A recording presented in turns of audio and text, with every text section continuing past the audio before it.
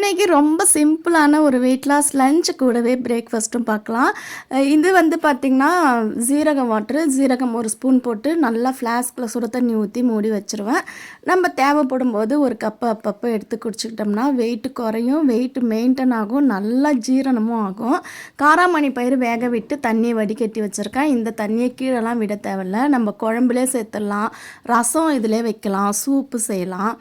இப்போ வந்து பார்த்திங்கன்னா, நார்மலாக எப்போதும் வைக்கிற மாதிரி காரக்குழம்பு வச்சுட்டேன். இறக்கும் பொழுது இந்த வேக வச்ச காராமணி பயிரையும் சேர்த்து ஒரு 5 நிமிஷம் லோ ஃப்ளேமில் வச்சு அப்படியே ஆஃப் பண்ணிட வேண்டியதான்.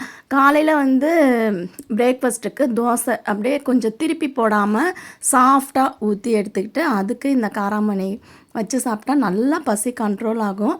ரைஸில் மிக்ஸ் பண்ணி லஞ்ச் வந்து பேக் பண்ணிட்டேன். நமக்கு ரொம்ப பசியாக இருக்குது அப்படின்னும் போது அப்படியே ஒரு பவுல் நிறையாவும் எடுத்து போட்டு சாப்பிட்லாம். ட்ரை பண்ணி பாருங்கள். சப்ஸ்கிரைப் பண்ணி